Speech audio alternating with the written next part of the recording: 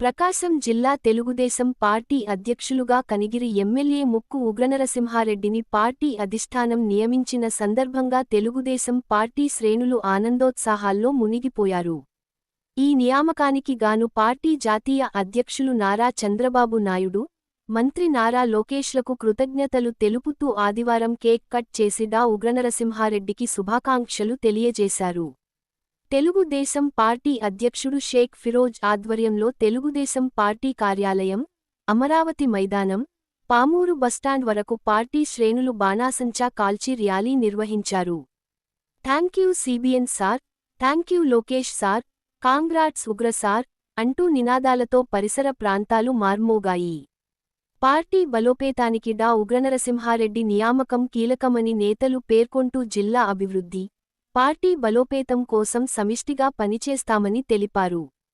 ఈ సంబరాల్లో పెద్ద సంఖ్యలో తెలుగుదేశం పార్టీ నాయకులు, కార్యకర్తలు పాల్గొని ఉత్సవ వాతావరణాన్ని సృష్టించారు.